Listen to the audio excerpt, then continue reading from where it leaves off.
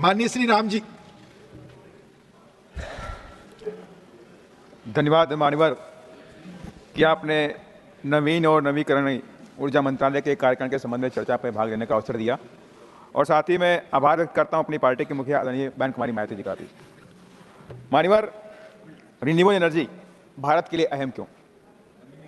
मान्यवर, खास तौर से जो भारत है 65% लोग खेती या कृषि पर डिपेंड करते हैं।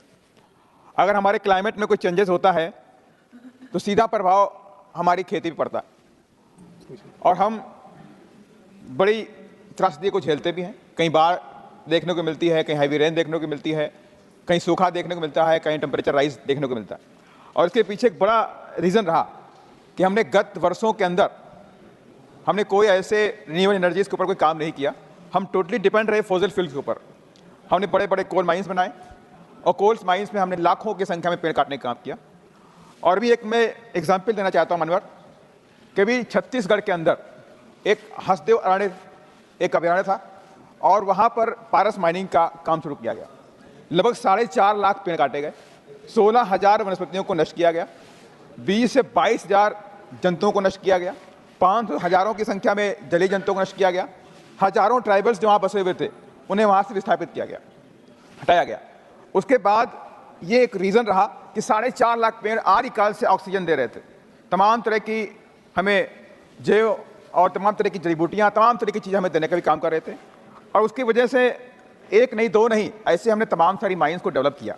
और उसका रीज़न ये रहा कि आज भारत के अंदर जो क्लाइमेट चेंजेस हुआ और उससे निकाले हुए कोयले की वजह से जो कार्बन उत्सर्जन किया गया उसको जलाने की वजह से क्लाइमेट चेंजेस होता गया और हम आज तमाम तरह की दिक्कतों का सामना करते हुए दिखाई पड़ रहे हैं। तो मानवर, एक अच्छी पहल है सरकार की कि आज रिन्यूएबल एनर्जी की तरफ हम बढ़ रहे हैं, चाहे वो विंड पावर हो, चाहे सोलर पावर हो, चाहे वो हाइड्रो इलेक्ट्रिक पावर हो। और आज जो चर्चा का मेन जो सभी लोगों ने चर्चा की सोलर पावर को लेकर के, मैं इसमें आपके माध्यम से सरकार से कहना चाहता हूँ सोलर पावर जरूरी है, लेकिन अभी भी सोलर पावर हमारे देश में काफ़ी कॉस्टली है। 1 किलोवाट सोलर पावर को बनाने के लिए 1 लाख रुपए की खर्चा आता है मानवर, और 12% के आसपास जीएसटी भी लगा हुआ है। जबकि भारत के अंदर क्रिस्टलीय सिलिकॉन की कमी नहीं है। पूरा तटीय क्षेत्र है, जो समुद्री तटीय क्षेत्र है उसमें सिलिकॉन वैली उस सैंड में मिलता है। मैं सरकार से चाहूँगा कि उस सिलिकॉन, क्रिस्टलीय सिलिकॉन के ऊपर भी रिसर्च करें और जो उसमें यूज़ हुए रहे केमिकल्स को उनको भी जीएसटी के दायरे से बाहर लेकर के दिया है।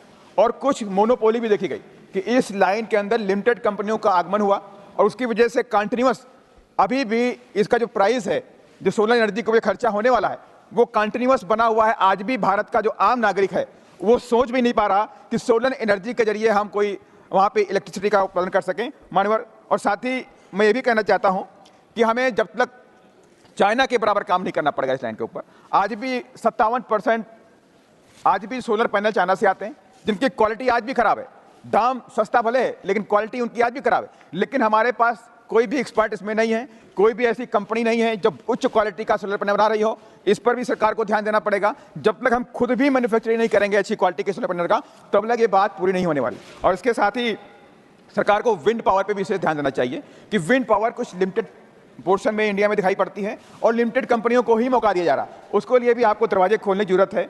और साथ ही हाइड्रो इलेक्ट्रिक पावर एक अहम है।